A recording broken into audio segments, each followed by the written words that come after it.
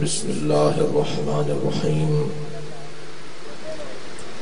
الحمد لله الذي لا يبلغ مدحته القائلون ولا يحصي نعماءه العادون ولا يعدي حقه المجتهدون،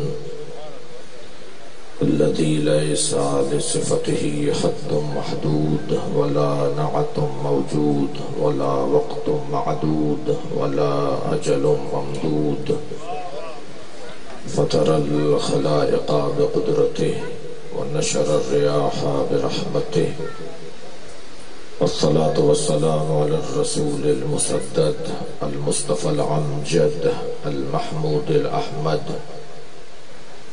سيدنا ومولانا ومولى الكونين جد الحسن والحسين وعاني أبا القاسم محمد،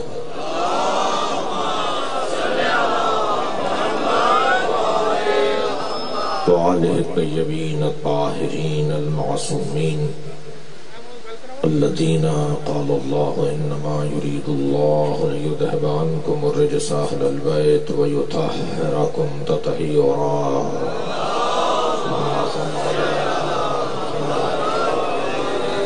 ولعنة الله على أعدائهم أجمعين من يوم عداوتهم إلى قيام يوم الدين. أما بعد، قال الحكيم في قرآن الكريم: بسم الله الرحمن الرحيم. تبارك الذي بيده الملك وهو على كل شيء قدير، الذي خلق الموت والحياة ليبلوكم أيكم أحسن عملا. صلوات.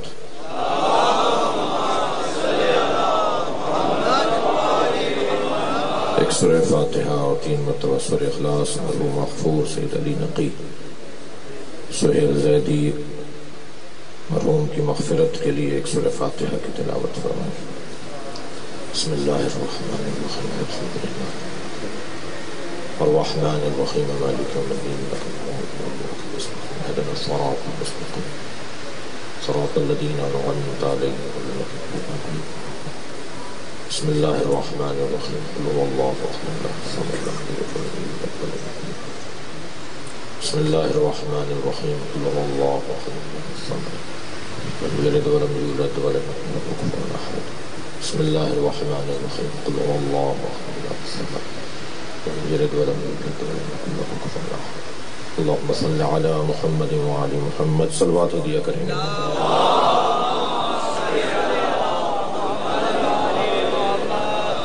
سورہ مبارکہ ملک.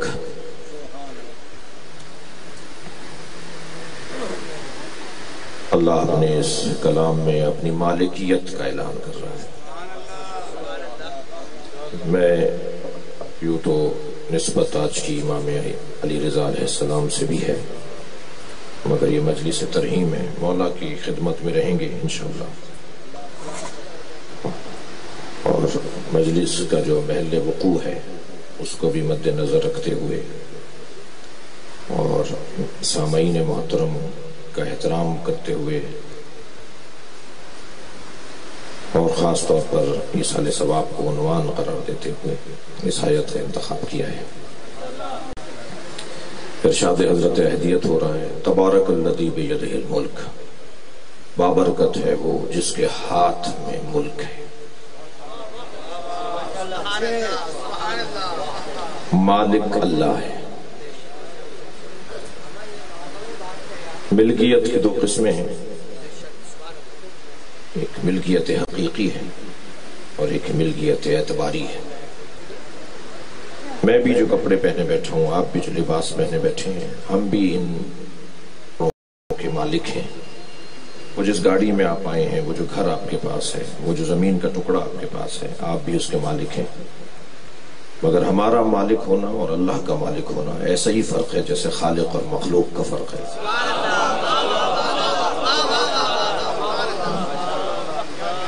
اللہ مالک ہے،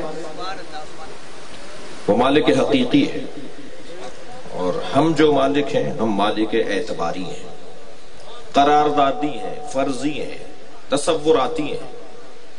طے کر لیا ہے کہ یہ میرے کپڑے ہیں، یہ جو نوٹ آپ کی جیب میں ہے 500 1000 کا جو بھی 100 روپے 50 روپے طے کر لیا، یہ 50 روپے کا ہے. مملکت پاکستان جس دن طے کر لے گی کہ یہ 50 روپے کا نہیں ہے، یہ نہیں ہوگا. یہ طے کر لیا کہ اس کی مالیت یہ ہے، ورنہ وہ کاغذ کا ٹکڑا ہو جائے گا جس دن طے کر لیا جائے گا کہ نہیں ہے. تو ہمارا طے کر لینا، ہمارا اعتبار کر لینا، ہمارا فرض کر لینا اور ہے، اور کسی چیز کی حقیقت ہونا اور ہے. اللہ کائنات کا مالک ہے، اللہ مالک حقیقی ہے. اس کے علاوہ جتنے مالک ہیں وہ سب اعتباری ہیں، فرضی ہیں. اور واویلا ہو جائے، آفت آ جائے کہ اگر یہ اعتباری اور فرضی غاصب ہو، یعنی پہلے ہی اعتباری پہلے ہی فرضی ہمارے پاس جو کچھ ہے وہ فرض ہے، اعتبار ہے، تصور ہے، اور اگر یہ غصبی ہو جائے تو پھر واویلا ہے، قیامت ہے، آفت ہے. لہذا مالک اگر کسی اور کو بننا بھی ہے تو یا ماننا بھی ہے تو اسے ماننا ہے جسے اللہ مالک بنائے. صلوات پڑھیں گے ذرا. اللہ جسے مالک بنائے گا وہ مالک کہلائے گا، ورنہ تو غصبی ہے، غاصب ہے کہ جس کو کہہ دیا گیا کہ یہ مالک ہے. جی مالک الملک، الملک للہ، العزت للہ، العلم للہ، الغیب للہ، القدرت للہ، یہ ساری چیزیں اللہ کی ہیں. اور اگر کسی کو کوئی چیز ملے گی تو اسے ملے کہ جو اللہ جسے دے رہا ہے. اگر اللہ سے ہٹ کر کوئی لے گا تو وہ غاصب کہلائے گا. جی یہ ساری چیزیں اللہ کی ہیں. بلکہ میں کہہ دوں کہ اللہ کے علاوہ کوئی چیز ہے تو وہ ممکن ہے، واجب کوئی نہیں ہے. واجب صرف اللہ کی ذات ہے، جس کا ہونا لازم ہے، جس کا ہونا لازم ہے اسے واجب کہ واجب الوجود. جی اب بہرحال کبھی موقع ملے اور صرف عنوان عقیدہ توحید ہو تو ہم بتائیں گے کہ عقیدہ توحید کیا ہے. بھائی جو نہج البلاغہ پڑھتے ہیں نا انہیں کوئی اور نہ بتائے کہ اللہ کیا ہے.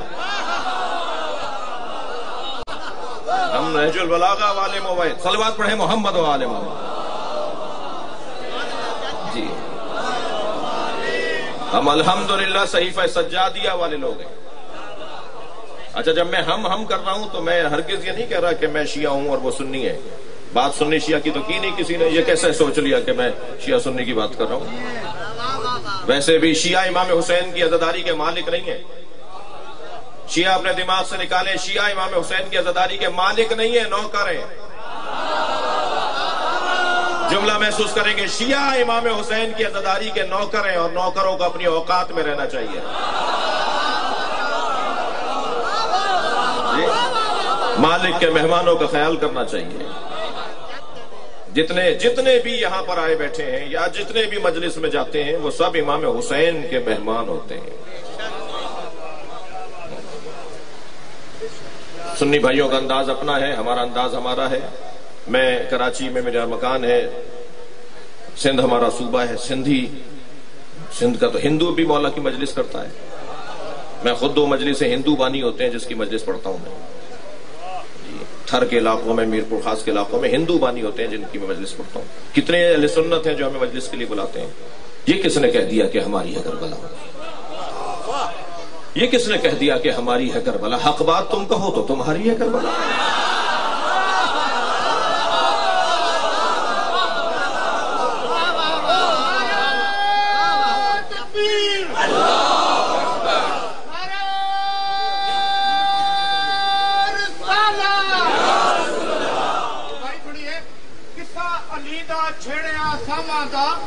جی علی دا چھیڑیا ساواں دا زمان ختم ہو ویندا ہے. تعریف علی دی نہیں مکدی، انسان ختم ہو ویندا ہے. اودے در تے آ کے ہر دل بردا ارمان ختم ہو ویندا ہے. دوجا پیر رکاب وچ نہیں رکھدے قرآن ختم.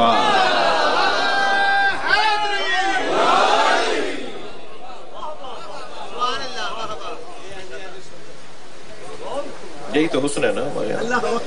یہ کس نے کہہ دیا؟ اور دوسرا شعر سنا دوں، در حسین پہ ملتے ہیں ہر مزاج کے لوگ.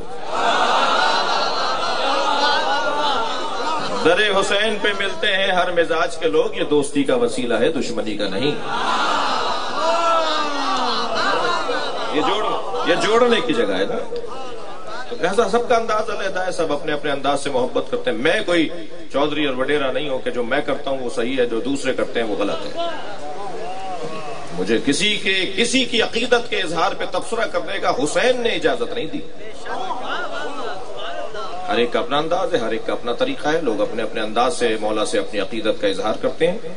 بحث یہ تھی کہ مالک اللہ ہے، تبارک الذی بیدہ الملک، مالک حقیقی صرف اللہ۔ ہم فرضی ہیں، ہم قراردادی ہیں، تصوراتی ہیں۔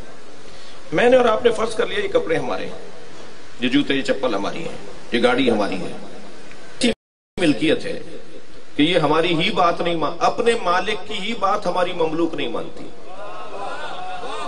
کتنا ہی ہم ان کپڑوں کو کہتے رہیں کہ ایسا نہیں، ایسا کر لو، یہ بڑے ہو جائیں، یہ چھوٹے ہو جائیں، رنگ بدل جائے ان کا، یہ ہماری بات ہی نہیں مانتے۔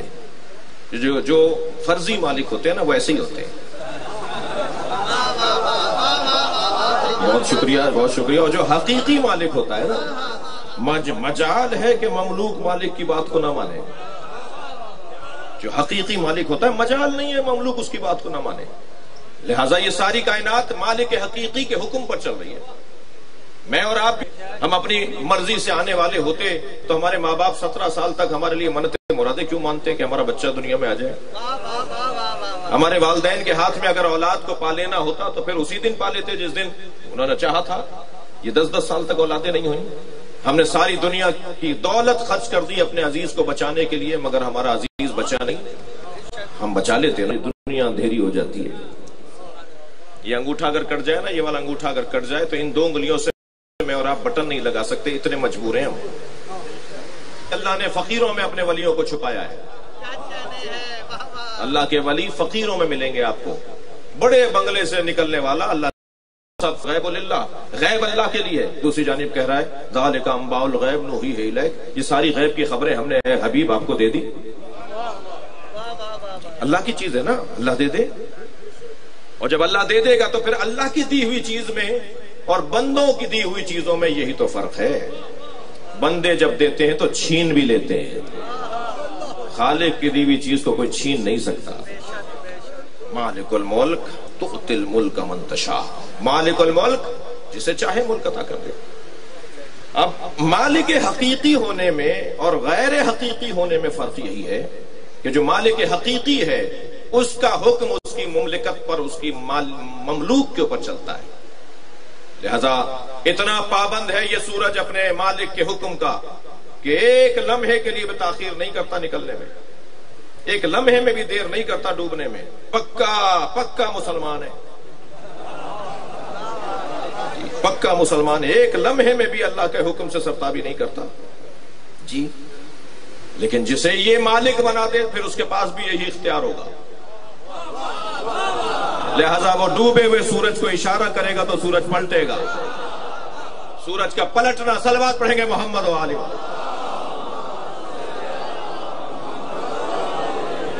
چاند کے 2 ٹکڑے ہونا بتائے گا کہ یہ بھی مالک ہے۔ ہاتھوں پہ کنکریاں آ جائیں گی تو کلمہ پڑھ کر بتائیں گے اللہ اکبر۔ جتنے بھی اللہ نے معجزے سارے نبیوں کو عطا کیے ہیں، 1000 سے زیادہ معجزے علامہ حلی نے لکھے ہیں۔ انبیاء کرام کے تمام نبیوں کے معجزے ہمارے نبی کے پاس تھے، مگر نقن صاحب کا بڑا حسین جملہ ہے، نقن صاحب لاہور والے پرانے لوگ نقن صاحب کو سن چکے ہیں۔ نقن صاحب فرماتے ہیں جو انبیاء کے معجزے تھے نا وہ ہمارے نبی کے معجزے نہیں تھے، مشغلے تھے۔ ہمارے نبی کا تو معجزہ قرآن ہے، ہمارے نبی کا معجزہ قرآن ہے۔ تبارک الذی بیدہ الملک، بابرکت ہے وہ ذات جس کے ہاتھ میں ملک ہے۔ ہاتھ، اس میں تو 5 انگلیاں ہیں۔ اللہ کا بھی کام دیکھیے، کوئی اس کا کام ہے اتفاقی نہیں ہوتا، کوئی کام وہاں حادثاتی نہیں ہے، سارے کام وہاں منصوباتی ہیں۔ اللہ کے سارے کام منصوبے کے مطابق ہیں، حادثے کے مطابق نہیں ہیں جی۔ 5 انگلیاں 14 پوروے،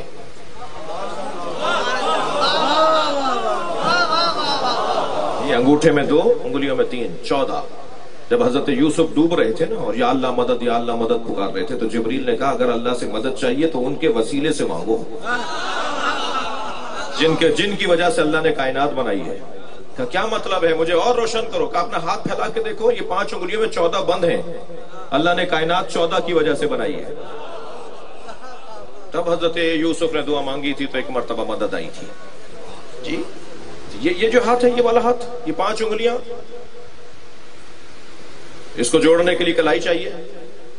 کلائی کو ٹکانے کے لیے کوہنی چاہیے. کوہنی کو روکنے کے لیے بازو چاہیے. بازو کو کھڑا کرنے کے لیے باڈی چاہیے. اسے کھڑا کرنے کے لیے پیر چاہیے. اللہ ماننے گئے تھے، بت تیار ہو گیا. تو یہ آیت آیات متشابہات میں سے جہاں بھی کہا گیا ہے نا کہ اللہ کے ہاتھ، ید اللہ فوق ایدیہم. میں آپ کا شکر گزار ہوں، آپ انتہائی توجہ سے سن رہے ہیں. ید اللہ فوق ایدیہم، اللہ کا ہاتھ ان کے ہاتھوں پر. تو ان کے ہاتھ تو ایسے ہی تھے نا، ہمارے جیسے ہی تھے نا، اور اللہ کا ہاتھ ان کے ہاتھوں پر. تو کیا مطلب ہے کہ دونوں ہاتھ ایک جیسے ہیں؟ اچھا، ابھی ایک کا ہاتھ سمجھ میں نہیں آ رہا، ایک آیت نے تو اور مشکل ڈال دی. یا ابلیس ما منعک ان تسجد لما خلقت بیدی استکبرت ام کنت من العالین. اے ابلیس، تجھے اسے سجدہ کرنے سے کس نے روکا تھا جسے میں نے اپنے دونوں ہاتھوں سے بنایا تھا؟ ابھی تو ایک ہاتھ کی بات ہو رہی تھی، یہاں 2 ہاتھ ہو گئے. یہاں اللہ اپنے 2 ہاتھوں کی بات کر رہا ہے. استکبرتا، متکبر ہو گیا تھا. اچھا، یہ بھی طے ہو گیا جو سجدہ نہیں کرتا نا وہ متکبر ہے. قرآن کہہ رہا ہے بھائی ناراض نہ ہو جو سجدہ نہیں کرتے مجھ سے ناراض نہ ہو. اللہ کہہ رہا ہے جو سجدہ نہیں کرتا وہ متکبر ہے، اور تکبر کرنے والوں سے اللہ کو نفرت ہے. ان الذین یستکبرون عن عبادتی، جو میری عبادت سے تکبر کرتے ہیں میں انہیں منہ کے بل جہنم میں ڈالوں گا. یہ اللہ قرآن میں پکار کے کہہ رہا ہے. لہذا عبادت سے تکبر کرنا، یہ اللہ کو، ویسے ہی تکبر کرنا اللہ کو پسند نہیں ہے. اور ہم اہل عزا کے لیے تو اللہ کا خاص کرم ہے کہ ہم فرش عزا پر بیٹھ کے تکبر مٹاتے ہیں. بہت سے لوگوں کو ایسے بیٹھنے کی اپنے گھروں میں عادت نہیں ہے، لیکن جیسے ہی فرش پر آتے ہیں، مجلس میں آتے ہیں، فوراً زمین پہ بیٹھ جاتے ہیں. یہ اپنی ذات کی نفی کرتے ہیں، اور یہ برکت ہے مجلس عزا کی. یہ تعلیم کی جگہ بھی ہے، تربیت کی جگہ بھی ہے. مجلس عزا ہمیں تعلیم بھی دے رہی ہے، مجلس عزا ہماری تربیت بھی کر رہی ہے. یہ 2 ہاتھ بھائی. اچھا، 2 ہاتھ کی بات ہو گئی. اب تو میرا تو سیدھا اور الٹا ہاتھ ہے.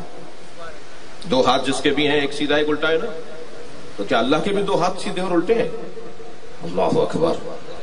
میرے مولا کاظم الٹے ہاتھ سے کھانا کھا رہے ہیں. مولا امام موسیٰ کاظم علیہ السلام الٹے ہاتھ سے کھانا کھا رہے ہیں، سیدھے ہاتھ سے تکیہ لگائے ہوئے ہیں.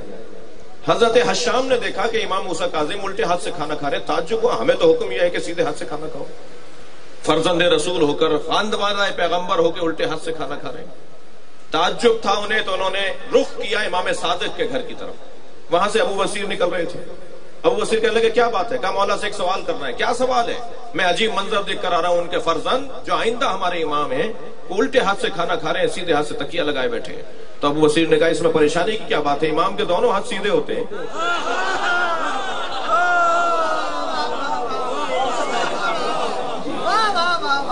جب مولا علی سے اس آیت کی تفسیر پوچھی گئی، حضرت آیت اللہ جوادی عاملی تفسیر تسنیم میں یہ روایت لکھ رہے ہیں جو میں نے بیان کی. بھی جب مولا علی سے پوچھا گیا مولا یہ جو اللہ کے 2 ہاتھوں کی بات ہو رہی ہے تو اللہ کے 2 ہاتھوں کا کیا مطلب ہے؟ میرے مولا علی نے فرمایا کلتا الیدین یمین، اللہ کے دونوں ہاتھ سیدھے ہیں. اللہ اکبر. جوادی عاملی صاحب کا جملہ ہدیہ کر رہا ہوں. مولانا جملہ فرماتے ہیں اہل بیت کے دونوں ہاتھ سیدھے ہوتے ہیں اور اہل بیت کے دشمنوں کے دونوں ہاتھ الٹے ہوتے ہیں.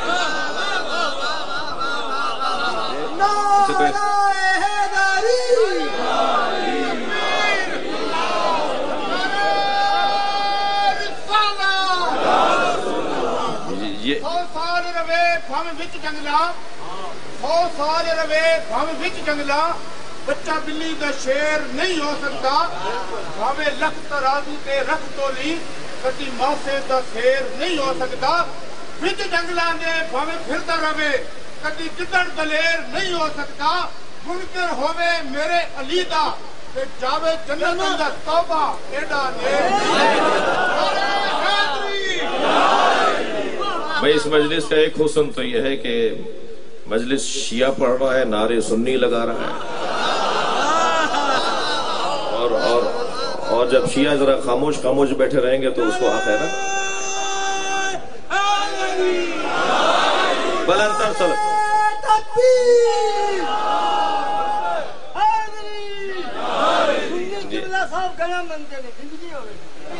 گھڑے میں کیا عظمت حضرت امیر المومنین علیہ السلام بلند السلام اللہم صل علی محمد۔ اللہ کے دو ہاتھ، اللہ کے دو ہاتھوں کا مطلب مکمل توانائی۔ اے ابلیس، میں نے آدم کو اپنے مکمل قدرت سے بنایا ہے۔ ہم اپنے بچے کو دیکھ رہے ہوتے ہیں نا، وہ چیز کوئی اٹھا رہا ہوتا ہے، اسے اٹھ نہیں رہی ہوتی تو ہم کہتے ہیں بیٹا دونوں ہاتھوں سے اٹھاؤ، دونوں ہاتھوں سے اٹھاؤ، یعنی پوری طاقت سے اٹھاؤ۔ اللہ کہہ رہا ہے میں نے آدم کو مکمل قدرت سے بنایا ہے، لہذا حضرت آدم کو بنا کر وہ اپنے آپ کو مبارکباد دیتا ہے، تبارک اللہ احسن الخالقین، مبارک ہو تو بہترین خالق ہو گیا۔ بہت کچھ بنایا مگر آدم سے اچھا اللہ نے نہیں بنایا جی۔ وَهُوَ عَلَى كُلِّ شَيْءٍ قَدِيرٌ، وہ مالک کہ جس کے ہاتھ میں مملکت ہے، ملک ہے، وہ ہر شے پر قادر بھی ہے۔ آپ کی توجہات بھرپور ہیں، ایک جملہ کہہ رہا ہوں، حاکم ہونا بہت بڑا کمال ہوگا مگر اس حاکم کا کیا فائدہ جو مختار ہی نہ ہو۔ بھائی حاکم کو تو مختار بھی ہونا چاہیے، حاکم کو تو قادر بھی ہونا چاہیے، اس کے پاس کچھ اختیار تو ہو جی۔ ہمارے ہاں تو معاملات ہی کچھ اور ہیں نا۔ ہم نے ایک بازو پر جو یا علی مدد باندھا تھا نا، وہ کوئی کرسی لینے کے لیے نہیں، اس لیے کہ جس کرسی پہ میں بیٹھا ہوں اس سے اونچی کرسی نہیں ہے۔ کوئی کرسی ارسی کا مطلب نہیں ہے، قومی مفاد ہیں جو انشاءاللہ حل ہونے کی طرف ہیں۔ بہت سارے 4-6 مسئلے حل ہو چکے ہیں، جب مکمل ہو جائیں گے تو خوشخبریاں سناؤں گا۔ ایک صلوات پڑھ لیں محمد و آل محمد۔ توجہ کر رہے ہیں، وہ مالک جو قادر بھی ہو، قدرت جی، قدرت جی لفظ قدرت جو ہے، آپ کی توجہات کا شکر گزار ہوں۔ تشریف لائیں۔ یہ جو قدرت کا لفظ ہے نا، اس خاندان کے اور الفاظ بھی ہیں جی۔ قادر کون ہے؟ اللہ۔ مگر یہ جو قدرت جس کی وجہ سے قادر کہلاتا ہے، اس قادر کے تصور کے ساتھ ایک اور تصور بھی ہے، اور وہ ہے مقدور کا تصور جی۔ قادر اپنی قدرت کا استعمال کرے گا، اس قلمدان کو استعمال کرے گا تو مقدور بھی تو ہو گئی۔ ایک نظریہ، 3 نظریے ایسے ہیں جو شیعوں سے مخصوص ہیں، نظریہ رجعت، نظریہ بدا جی نظریہ بدا۔ عقیدہ ظہور حضرت امام مہدی شیعوں سے مخصوص نہیں ہے۔ 250 اہل سنت محدثین کی فہرست میں مرتب کر چکا ہوں جو اس بات کے قائل ہیں کہ امام مہدی کی ولادت ہو چکی ہے۔ یہ بحث ہماری نہیں ہے، ہمارے یہاں مسلم ہے، اہل سنت کے ہاں بھی یہ ایک بہت بڑی تعداد ہے جو آپ کی ولادت کی قائل ہے جی۔ یہ زمانہ حجت خدا سے خالی نہیں ہے، اس زمانے میں حجت خدا امام مہدی ہیں۔ اب میں پہچان نہیں رہا، اسی کو غیبت کہا جاتا ہے۔ جس دن پہچاننے لگ جاؤں گا وہی دن ظہور کا دن ہوگا۔ امام میرے حاضر ہیں، ظاہر نہیں ہے۔ اتنا بڑا مجمع یہاں حاضر ہے یا نہیں؟ مجھ پہ ظاہر چند ہے، سب حاضر ہیں، ظاہر سب نہیں ہے۔ نبی مکے میں 40 سال تک حاضر رہے، ظاہر نہیں تھے۔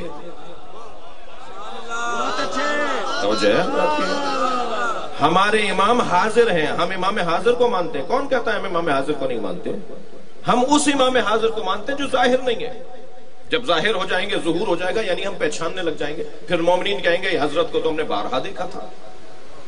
اس کا مطلب ہے کہ دیکھا تھا، پہچانتے نہیں تھے جی۔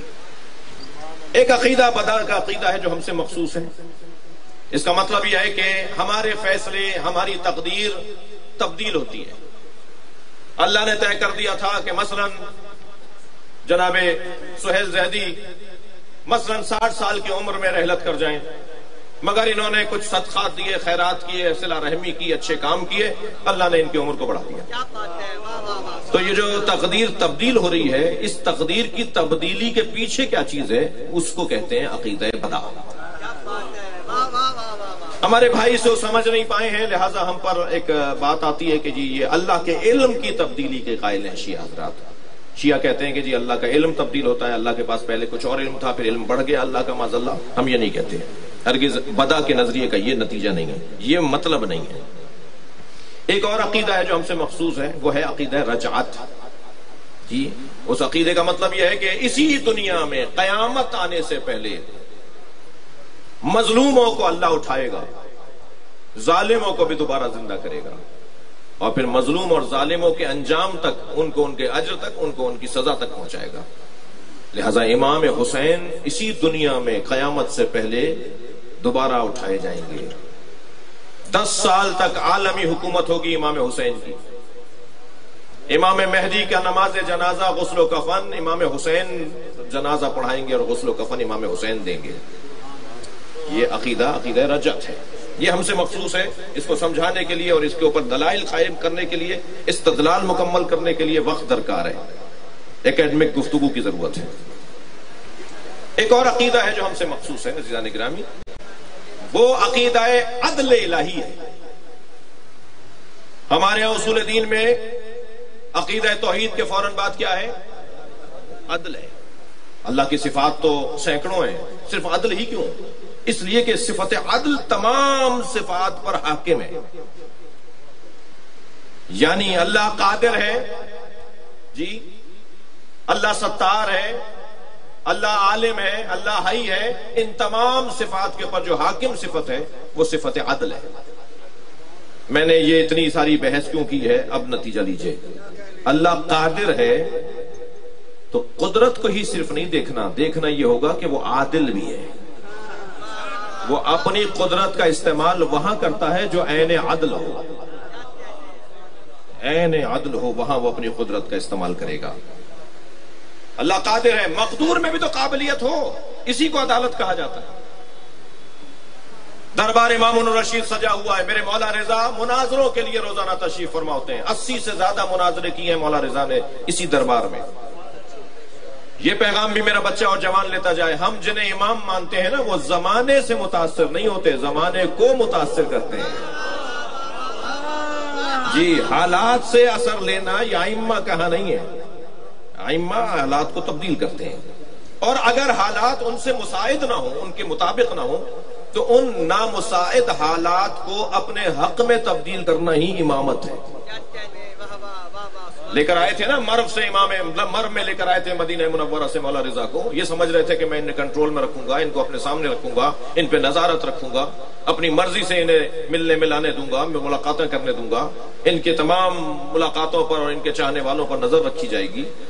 میرے مولا نے اسی دربار کو، اللہ اکبر، جس دربار کو یہ سمجھ کر بنایا گیا تھا کہ مولا پہ نظارت رکھی جائے گی، مولا رضا نے اسی دربار کو دین کی تبلیغ کا مدرسہ بنا دیا۔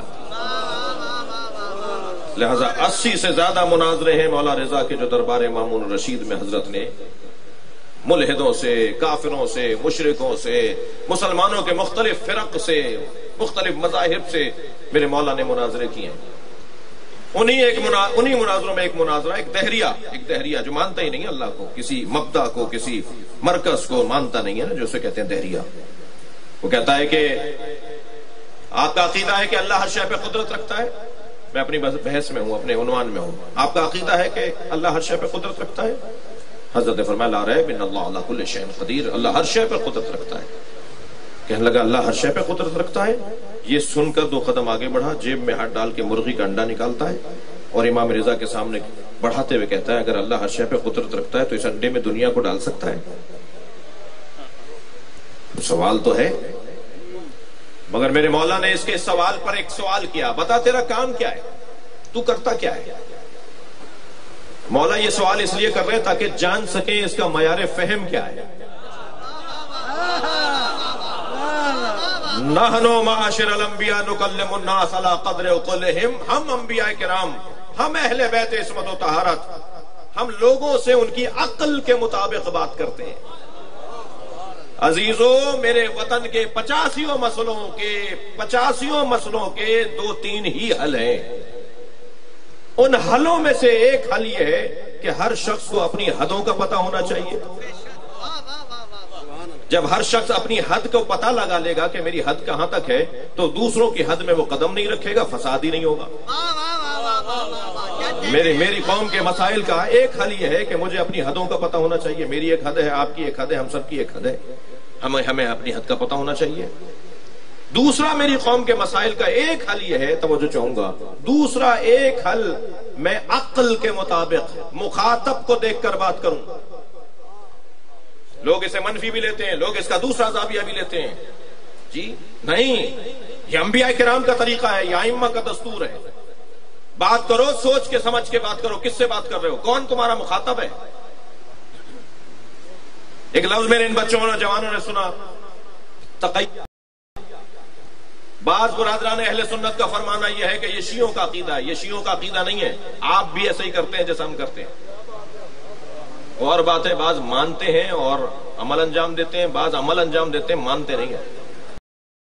یہ مفتی اسحاق صاحب فیصل آباد والے، مرحوم و مغفور مولانا اسحاق صاحب، میں ان کی خدمت میں گیا یہ پوچھنے کے لیے کہ آپ نے بھرے مجمع میں، اہل سنت کے مجمع میں کہا کہ شیعوں میں اور سنیوں میں جو جھگڑا ہے وہ یہودی کا پھیلایا ہوا ہے.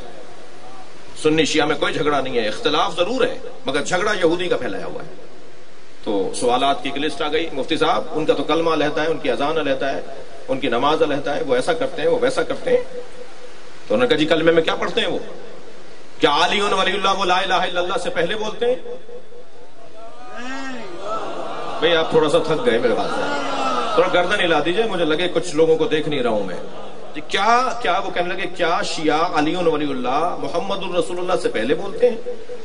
عقیدہ تقیہ کا جو عقیدہ اور نظریہ ہے نا، وہ شیعوں سے مخصوص نہیں ہے مگر کہا جاتا ہے یہ شیعوں کا عقیدہ ہے. ابھی میں ایک ٹی وی چینل پر تھا، ایک صاحب مولانا مجھ سے کہنے لگے مولانا صحیح بتائیے گا، تقیہ نہیں کیجیے گا. تقیہ کا کیا مطلب؟ جھوٹ بولنا. جی یعنی یہ تصور بنا دیا گیا بعض ہمارے دوستوں نے کہ تقیہ یعنی جھوٹ بولنا. شیعہ جب چاہتا ہے جھوٹ بول دیتا ہے. نہیں ہرگز، تقیہ جھوٹ بولنے کو نہیں کہتے. جی میں ایک رسانے پر تھا، بحث تھی 3 طلاقوں کی. ہمارے ہاں ایک مجلس میں 30 دفعہ بھی شوہر بیوی کو کہتے ہیں نا طلاق دیتا ہوں طلاق دیتا ہوں، 30 دفعہ بھی بول دینا تو ایک ہی طلاق شمار ہوگی. کیونکہ مجمع مطالعہ بیٹھے ہوئے ہیں، جوانوں کا چہرہ میں دیکھ رہا ہوں کہ جو ذوق رکھتے ہیں مفاہیم اور معارف کو سننے کا. حضرت آیت اللہ جوادی عاملی فرماتے ہیں تقیہ مخاطب کا تو مسئلہ ہی نہیں ہے، تقیہ مخاطب کا مسئلہ ہے. بھائی تھوڑا گردن ہلا دیجئے، بہت مشکل عربی تو نہیں ہے نا. تقیہ مخاطب کا موضوع نہیں ہے، بولنے والے کی بات ہی نہیں ہے، بولنے والے کا موضوع ہی نہیں ہے، سننے والے کا موضوع ہے. بھائی بستر پیغمبر پر پیغمبر نہیں تھے، اللہ نے علی کو لٹا کے اہتمام کیا کہ نبی ہیں، اور غار میں نبی تھے، مکڑی نے جالا تن کے اللہ نے انتظام کیا کہ نہیں ہے. اللہ تقیہ کرے تو جائز. صلوات پڑھے محمد و آل محمد پر.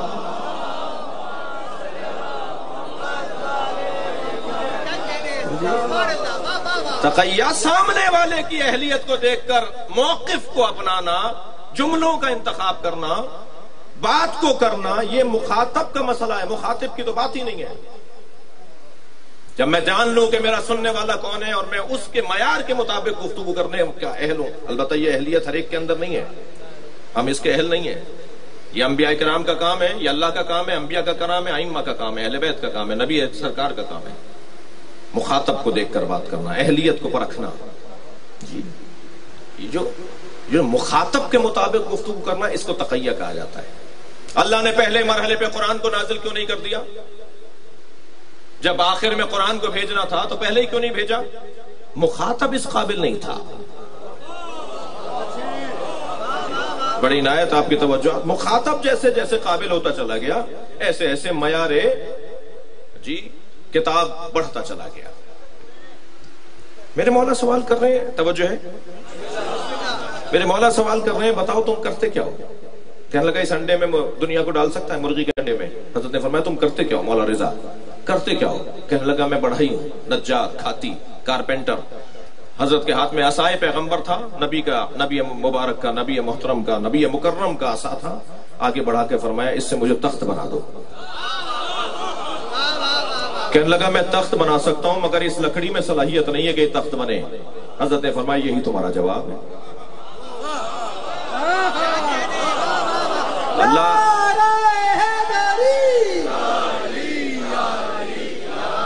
اللہ ہر شے پر قادر ہے، انڈے میں صلاحیت نہیں ہے کہ وہ دنیا کو اپنے اندر لے سکے، لہذا قادر اپنی قدرت کا استعمال کرتا ہے مقدور کو دیکھ کر۔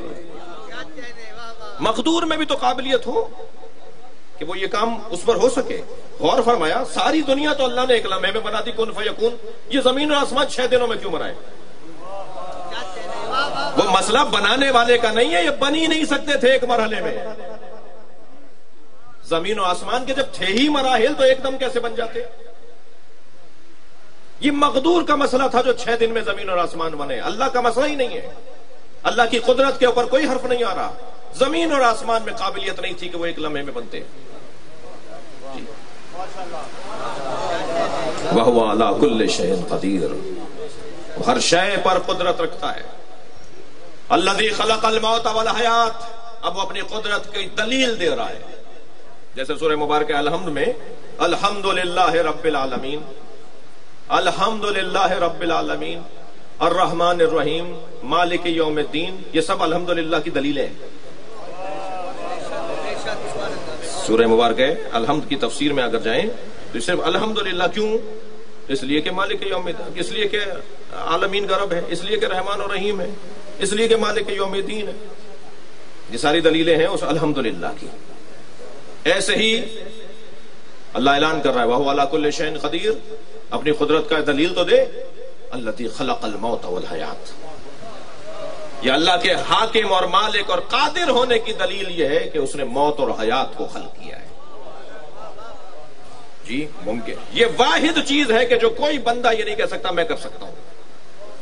جی میرے مولا علی نے جب فرمایا نا اللہ خالق ہے، ایک شخص کہنے لگا جی ہم بھی خالق ہیں۔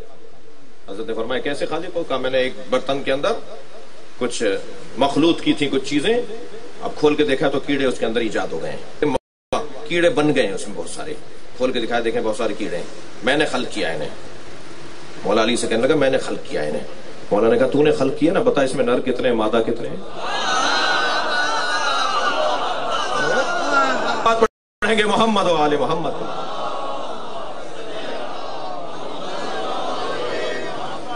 نہ ہم اپنے بچوں کو، نہ ہم اپنی نسلوں کو، نہ ہم کسی کو پیدا کر سکتے ہیں، نہ کسی کو حیات دے سکتے ہیں، نہ کسی کو موت دے سکتے ہیں۔ یہاں آ کر ہم اللہ کے آگے مجبور ہیں، اور یہ ہمیں اللہ کا اقرار کرنا پڑتا ہے، اس لیے کہ وہ خالق موت و حیات ہے۔ ان گنت پیسے خرچ کرنے کے بعد بھی ہم اپنے عزیز کو بچا نہیں سکے، اس لیے کہ موت اور حیات ہمارے ہاتھ میں نہیں ہے۔ جی بہت 4 6 شادیاں کر لیں، ایک کو چھوڑ کر دوسری اور تیسری اور چوتھی کہ کسی طرح بیٹا ہو جائے، بیٹا نہیں کرنا۔ یا ہم اللہ کے کلام کو مانیں، ہمیں اللہ کے کلام کو ماننا ہے، یہ بھی ذہن میں رہے۔ ساری دنیا کچھ کہتی رہی ہے، ہمیں ماننا وہی ہے جو اللہ کہہ رہا ہے، ماننا ہمیں وہ ہے۔ ساری دنیا کہتے رہے، ساری دنیا کہتی رہے کہ ابو طالب نے کلمہ نہیں پڑھا، کہنے دیجئے میں تو قرآن سورہ انفال پڑھوں گا۔ ساری دنیا کہتی رہے کہ کلمہ، میں تو قرآن سورہ مبارکہ انفال 74ویں آیت پڑھوں گا، سنا دوں؟ میں اللہ کو مانوں گا، تمہاری نہیں مانوں گا۔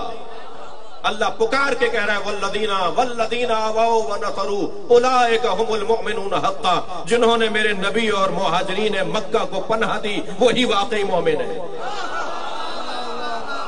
عظمت حضرت ابو طالب علیہ السلام بلند سلام۔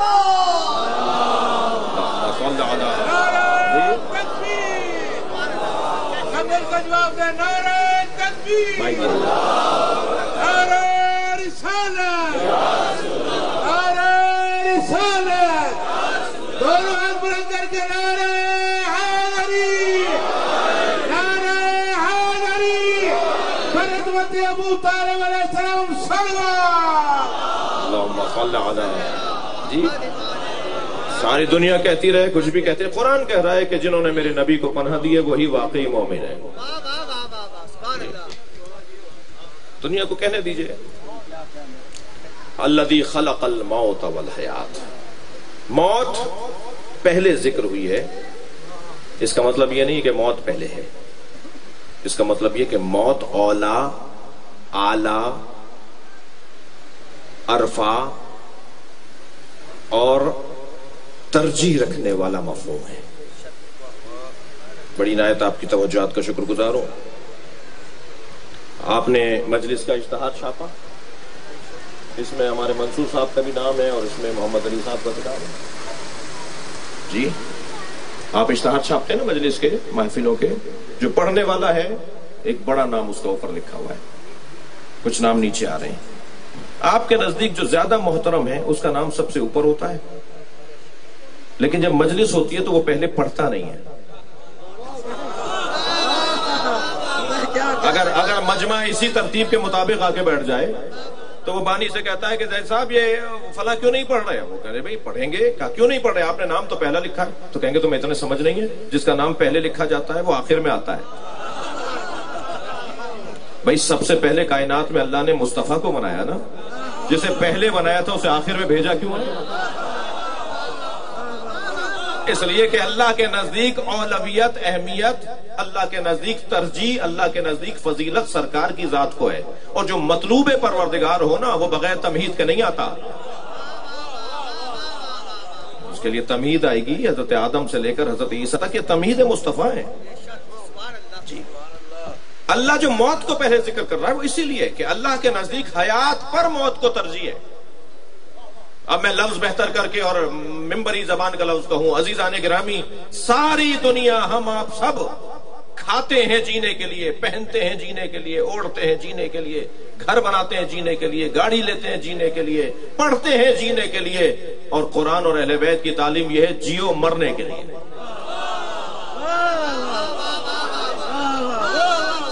تمہارے جینے کا مقصد تمہاری موت ہونا چاہیے.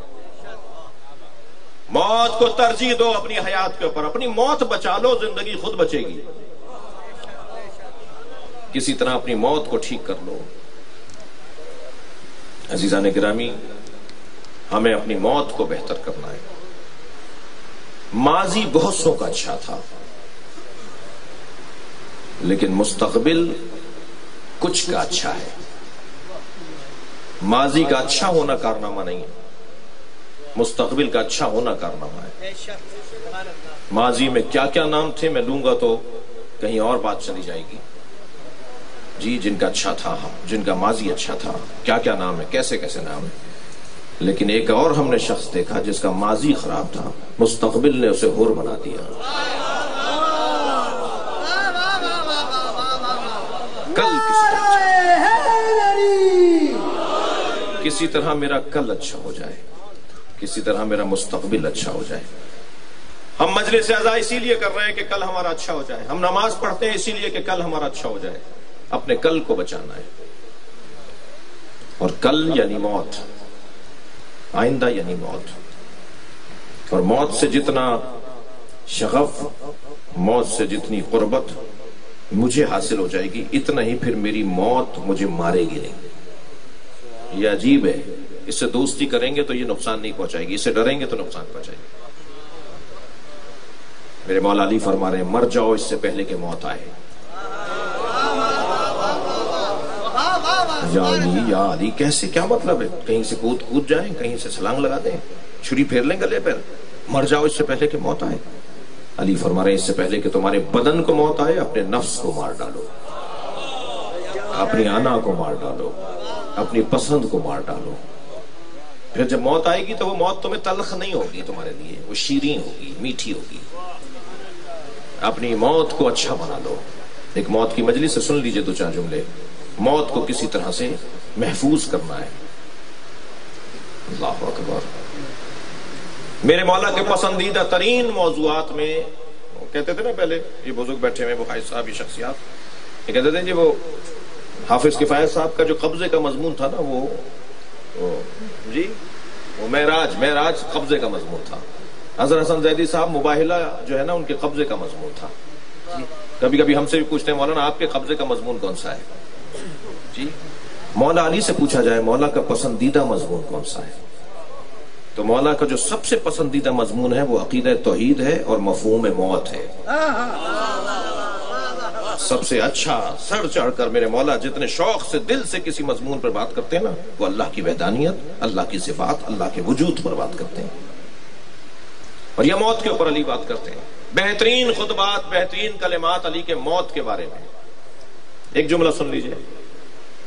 فرماتے ہیں میتیں دو طرح کی ہوتی ہیں، کچھ افقی میتیں ہیں، کچھ عمودی میتیں ہیں. کچھ لیٹے ہوئے جنازے ہیں، کچھ چلتے پھرتے جنازے ہیں. علی ہر چلتے پھرتے کو زندہ نہیں مانتا. بھائی جس کا ضمیر مر گیا ہو وہ زندہ کہاں ہے؟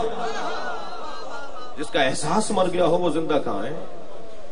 موت کا مفہوم جتنا اس گھرانے نے روشن کیا ہے، کامیاب نبرد آزمائی اس گھرانے نے موت کے ساتھ کی ہے. موت کو ایسا مارا ہے کہ اب یہ موت کا عنوان نہیں رکھتے، شہادت کا عنوان رکھتے ہیں. اب ان کی زندگیوں میں موت کا لفظ نہیں ہے. یہ زندہ ہیں، اور زندہ بھی ایسے زندہ کہ انتم لا تشعرون، تمہیں پتہ ہی نہیں ہے، تمہارے پاس شعور ہی نہیں ہے کہ ان کی زندگی کیسی ہے، ان کی حیات کیسی ہے. یہ جو مزارات گرانے کا شام میں اور کربلا میں، عراق میں ایک وبا آئی، ایک آفت آئی، اور الحمدللہ اسے دونوں ملکوں سے نکالا گیا. یہ مزار کیوں گرا رہے تھے بھائی؟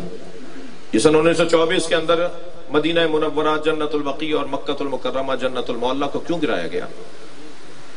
اس لیے کہ زندگی میں، ظاہری زندگی میں ان کا وجود ہدایت عطا کرتا تھا، اور شہادت کے بعد ان کا مزار رہنمائی عطا کر رہا ہے.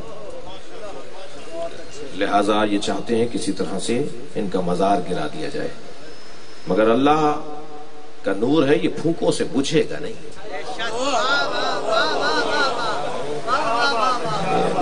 لِيُطْفِئَ نُورَ اللَّهِ بِأَفْوَاهِهِمْ، یہ جو پھونکوں سے بجھانا چاہتے ہیں نا اللہ کے نور کو، یہ پھونکوں سے بجھنے والا نہیں ہے. آج مولا حسین کا مزار لاکھوں لوگوں کو ہدایت عطا کر رہا ہے. آج مولا علی کا مزار لاکھوں لوگوں کو ہدایت عطا کر رہا ہے. وہاں جانے والا بہتر مواحد ہو کر لوٹتا ہے، بہتر انسان بن کے لوٹتا ہے، بہتر نمازی ہو کے لوٹتا ہے، بہتر شوہر بن کے، بہتر باپ بن کے، بہتر بھائی بن کے. رشتوں کی پاسداری کربلا سکھاتی ہے. جی تہذیب اور اقدار ہمیں امام حسین کی قبر پہ جا کر نصیب ہوتے ہیں. لہذا کربلا آج بھی انسان کو انسان بنا رہی ہے. عزیزوں میں نے بہت دیر لگا دی آپ کو یہاں تک لانے میں. چلیے کچھ دیر کے لیے اپنے ذہنوں کو کربلا لے چلیے. حسین ابن علی صبح سے عصر تک لاشیں اٹھا رہے ہیں. عزادارو حسین نے لاشیں تو بہت اٹھائے، اور ایسے ایسے لاشیں اٹھائے کہ جن کا بیان آج 1400 سال کے بعد بھی میری آنکھوں میں آنسو لاتا ہے. ایسے ایسے لاشیں، گوت کے پالوں کے لاشیں. البتہ عزادارو یہ بھی ذہن میں رہے کہ حسین اس کریم امام کو کہتے ہیں جس نے غلاموں کے لاشیں بھی کسی اور کو اٹھانے نہیں دیے. فرمایا نہیں، یہ میرے مہمان ہیں. جون کا لاشا بھی حسین خود اٹھا کے لائے. جی علی ابن حر کا بیٹا جب شہادت پانے کے لیے، شہادت کا جام نوش کرنے کے لیے گھوڑے سے گرا، اپنے بابا کو آواز لگائی، بابا مجھے مدد کیجئے، میری مدد کیجئے. تو آپ میں بھی صاحبان اولاد لوگ بیٹھے نا، بیٹا ایسے مرحلے پہ اگر کسی باپ کو پکارے تو کتنی جلدی باپ پہنچے گا، اور کتنی جلدی پہنچا ہوگا، کتنی جلدی حر اپنے بیٹے کی لاش پر پہنچا ہوگا. سنیں گے جب حر لاش پر پہنچا نا تو کیا دیکھا، حسین پہلے سے موجود ہے. میرے مولا نے حر کے بیٹے کا لاشا اٹھایا ہوا ہے. حر نے کہا مولا یہ غلام زادہ ہے. فرمایا حر جوان بیٹے کی میت باپ نہیں اٹھاتا. اجرکم اللہ. وہ کیسا سخت مرحلہ تھا جب علی اکبر کا لاشا حسین اٹھا رہے تھے. البتہ میں نے بعض بزرگوں سے، جن میں نقن صاحب بھی ہیں، جن میں علامہ رشید ترابی بھی ہیں، میں نے ان بزرگوں سے سنا یہ واحد لاشا ہے حضرت علی اکبر کا کہ جب حسین نے اٹھا لیا نا تو برابر میں محسوس ہوا کوئی برقع پوش بی بی کھڑی ہے. اب جو مڑ کے دیکھا بہن زینب کھڑی تھی. بھیا یہ لاشا میں اٹھاؤں گی. یہ واحد لاشا ہے جو زینب نے بھائی کے ساتھ اٹھایا ہے. اجرکم اللہ، اجرکم اللہ۔ اللہ آپ کو کسی غم میں نہ رلائے۔ آپ کی آوازیں بلند ہو رہی ہیں، جب مجلس عزا میں آوازیں بلند ہوتی ہیں نا رونے والوں کی، حسین کی مصیبت واحد مصیبت ہے جس میں چیخ چیخ کے رونے کا حکم ہے۔ ہمیں اپنے عزیزوں پر رونے کا حکم نہیں ہے، چیخ کے رونے کا حکم نہیں ہے۔ گریہ ہونا اور بات ہے، آنکھوں میں آنسو آ جاتے ہیں ہم اپنے عزیز کی میت کو جب دیکھتے ہیں، لیکن جز اور فض کرنا، چیخنا چلانا واویلا کرنا، شور سے اونچی آواز سے گریہ کرنا، یہ صرف حسین پر رونے کی اجازت ہے۔ اور میرے مولا صادق فرماتے ہیں جب تم اونچی آواز میں روتے ہو نا تو ہماری دادی زہرا کو سکون ملتا ہے۔ اجرکم اللہ، اجرکم اللہ۔ ایک ایسا بھی مرحلہ تھا کہ امام جعفر صادق مجلس میں تھے، رونے والوں کی آوازیں بلند ہو رہی تھی، تو امام نے فرمایا یا اللہ یہ ہمارے عامر کو زندہ کر رہے ہیں، یا اللہ یہ اونچی آواز میں رو کے ہمارے عامر کو زندہ کر رہے ہیں۔ اجرکم اللہ۔ عزادارو، لاشیں تو میرے مولا حسین نے بہت اٹھائے، مگر سنیں گے 4 لاشوں پہ حسین بہت روئے ہیں۔ ایک لاشا جس پہ حسین بہت روئے وہ لاشا ہے عباس کا لاشا۔ اجرکم اللہ، اجرکم اللہ۔ اللہ آپ کو اس کا اجر و ثواب عطا فرمائے۔ جب میرے مولا حسین آئے نا اپنے بھائی کے لاشے پر، تو عجیب حالت تھی لاشے کی، بازو کٹے ہوئے تھے، عباس کی ایک آنکھ میں تیر لگا ہوا تھا۔ مولا حسین نے اپنے بھائی عباس کا سر اپنے زانو پر لے لیا۔ یہ مصائب نقن صاحب نے لکھے ہیں۔ میرے مولا حسین نے زانو پر حضرت عباس کے سر کو لیا، سر پہ ہاتھ رکھتے ہوئے کچھ گفتگو فرمائی، کچھ ہی لمحوں میں حضرت عباس نے اپنا سر ہٹا دیا۔ امام نے پھر سر لے لیا زانو پر، پھر حضرت عباس نے ہٹا دیا۔ جب تیسری مرتبہ یہ ہوا نا تو امام نے سوال کیا، عباس تم اپنا سر ہمارے زانو سے کیوں ہٹاتے ہو؟ تو ایک جواب یہ دیا، مولا یہ شہزادوں کی جگہ ہے۔ مولا کہاں غلام کا سر اور کہاں حسین کا زانو؟ اب یہاں نقن صاحب نے ایک جملے کا اضافہ کیا ہے۔ نقن صاحب فرماتے ہیں شاید یہ وجہ بھی تھی سر ہٹانے کی کہ ابھی میرا سر تو حسین کے زانو پر ہے، کچھ دیر کے بعد حسین کا سر کہاں ہوگا، اس لیے میں بھی اپنا سر ایسی جگہ نہیں رکھوں، سکینہ کو تسلی رہے میرے بابا کا سر نیزے پر ہے، تو چچا کا سر بھی تو زمین پر تھا۔ اس لاشے پر بہت روئے، ایک بھائی کی مجلس ہے، اس لاشے پہ بہت روئے۔ اور سنیں گے ایک اور لاشا، وہ لاشا ہے علی اکبر کا لاشا، جس پر امام حسین نے بہت گریہ کیا۔ عزادارو، ایک اور لاشا بھی ہے جس پہ حسین بہت روئے، وہ حضرت قاسم کا لاشا ہے۔ لے آئے گنج شہیدہ میں اپنے بھتیجے کا لاشا، پامال لاشا، ٹکڑے ٹکڑے لاشا، لا کے رکھ دیا گنج شہیدہ میں۔ جب لا کے رکھا نا تو ساری بیویوں نے حلقہ بنا کر ماتم شروع کیا۔ امام حسین نے دیکھا اس بچے کی ماں نہیں ہے، بھائی جس کو پرسہ دینے کے لیے حسین خیمے میں آئے ہیں جناب ام فروہ نظر نہیں آ رہی۔ امام حسین نے تعجب سے کہا بہن زینب بھابی کہاں ہے؟ اب جناب زینب نکلی ہیں، گئی ہیں دیکھنے کے لیے کہ بھابی ام فروہ کہاں ہے، تو بی بی اپنے خیمے میں نہیں ملی۔ تو کسی بیوی نے بتایا جب قاسم کی شہادت کی خبر آئی تھی ام فروہ خیمے کی پشت پر گئی تھی، میں نے دیکھا تھا بی بی وہاں جا رہی تھی۔ جناب زینب نے جا کے دیکھا تو کیا دیکھا، پیشانی سجدے میں ہے اور حضرت ام فروہ تسبیح پڑھ رہی ہیں، شکرن شکرا حقا حقا، یا اللہ تیرا شکر ہے تو نے میری قربانی کو قبول کر لیا۔ جیسے ہی سجدہ مکمل ہوا جناب زینب کی آواز آئی بھابی آپ کو حسین بلا رہے ہیں۔ اب آئی ہیں اپنے بچے کے لاشے کو دیکھ رہی ہیں، لاشا پامال ہے، امام حسین سامنے کھڑے ہیں، آواز دے کر کہنے لگی بھائی حسین مجھے قاسم کا خون بھرا کرتا چاہیے۔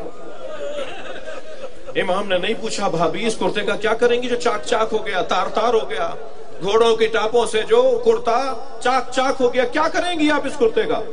مگر عزادارو ایک ماں کی خواہش تھی، جناب ام فروہ کرتا مانگ رہی تھی، امام نے کچھ ہی دیر میں وہ خون بھرا کرتا حضرت قاسم کا حضرت ام فروہ کو دے دیا۔ بی بی نے وہ اپنے خیمے میں لے جا کے رکھ دیا۔ عصر عاشور خیمے لٹے، تبرکات لٹے، یہ قافلہ کوفہ سے شام میں اسیر ہو کر رہائی پانے لگا۔ جب رہائی پا کر چل رہا تھا نا تو ہر ایک بی بی کے ہاتھ میں اپنی اپنی گٹھڑی تھی، حضرت ام فروہ نے بھی سینے سے گٹھڑی کو لگایا ہوا تھا۔ یہ قافلہ کربلا گیا، کربلا سے مدینہ آیا، جیسے ہی مدینے میں قافلہ داخل ہوا نا تو فرمان لگی میرا اونٹ جنت البقیع لے جاؤ۔ جناب ام فروہ نے فرمایا میرا اونٹ جنت البقیع لے جاؤ۔ جیسے ہی جنت البقیع میں پہنچی قبر امام حسن کے قریب بیٹھی، گٹھڑی کو کھولا، خون بھرا کرتا نکالا، قبر پر پھیلا کے کہا میں تمہارے بچے کی نشانی لائی۔ اجر و کمل اللہ، اجر و کمل اللہ، گریہ ہو گیا۔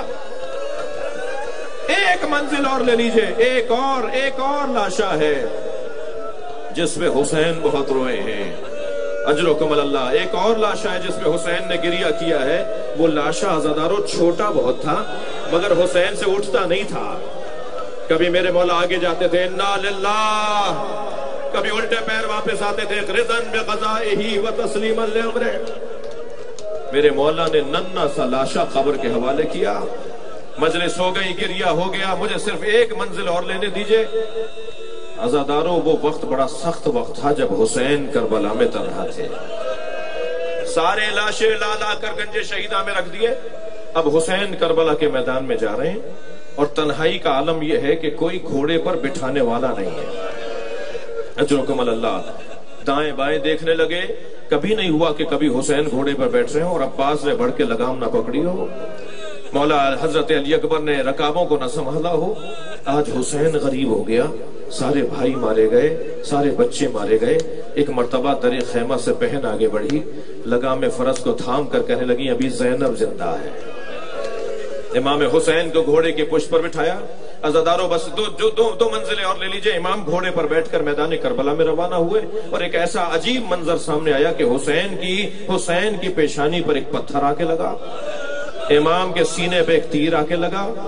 یہ وہی تیر ہے جسے حرملہ نے حضرت امام حسین کے مارا تھا اور مختار کو بتایا تھا کہ میں نے وہ تیر مارا تھا جو حسین کی کمر سے نکل رہا تھا۔ اس تیر کے بعد حسین سے گھوڑے پہ بیٹھا نہیں گیا۔ میرے مولا گھوڑے پہ ڈگمگانے لگے، کبھی دائیں گرنے لگتے تھے تو لا واللہ لا واللہ لا واللہ اشارہ کر کے کہتے تھے نہیں مجھے نہیں چاہیے، مجھے کچھ نہیں چاہیے، یہ کہہ کر سنبھلتے تھے۔ عربی زبان میں لا واللہ کسی چیز کے دینے پر اگر کوئی نہ لینا چاہے اور وہ انکار کرے تو کہتا ہے لا واللہ۔ حضرت آیت اللہ مشکینی سے میں نے حرم میں حضرت معصومہ میں یہ مصائب سنے، وہ فرما رہے تھے حسین گرتے گرتے کہتے تھے لا واللہ، کبھی دائیں کبھی بائیں۔ کیا مطلب تھا؟ کون کیا دے رہا تھا اور حسین کیا انکار کر رہے تھے؟ بس آخری جملہ کہہ رہا ہوں، حسین کیا انکار کر رہے تھے، کون کیا دے رہا تھا؟ حضرت آیت اللہ مشکینی فرماتے ہیں کبھی زہرا آگے بڑھ کے کہتی تھی میری گود میں آ جا، اور حسین کہتے تھے اماں یہ میرا امتحان ہے مجھے گرنے دیجئے۔ کبھی نبی آگے بڑھ کے کہتے تھے میرے لال میری گود میں آ جاؤ، اور حسین کہتے تھے نانا یہ میرا امتحان ہے مجھے گرنے دیجئے۔ وہ کیسا مرحلہ تھا جب حسین زمین کی طرف آئے، تلے زینبیہ سے بہن دیکھتی رہی، نبی کا نواسا ذبح ہوتا رہا، سیاہ آندھیاں چلتی رہی۔ الا لعنت اللہ علی قوم الظالمین۔